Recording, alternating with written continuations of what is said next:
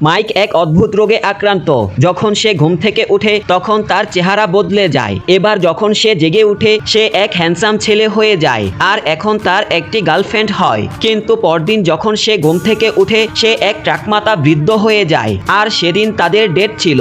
Mic সেখানে গিয়ে দেখে তার গার্লফ্রেন্ড ঠিক সময় এসে দাঁড়িয়ে আছে, কিন্তু মাইক তার কাছে যাওয়ার সাহস করতে পারে না। সে ভয় পাচ্ছিল যদি তার গার্লফ্রেন্ড তাকে অচেনা কেউ ভাবে। তার গার্লফ্রেন্ড তাকে কল করলে সে কল রিসিভ না করে কেটে দেয়। মাইক শুধু দূর থেকে তাকিয়ে দেখছিল।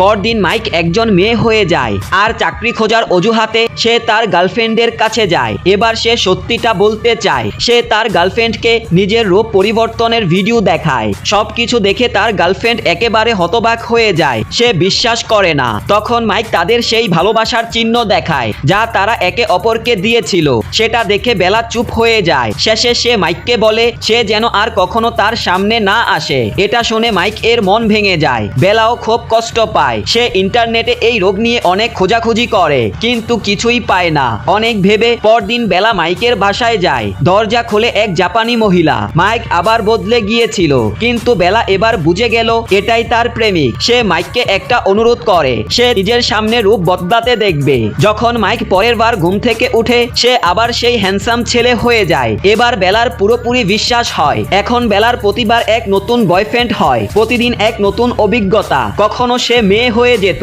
তখন তারা একসাথে সুইটার বুনতো।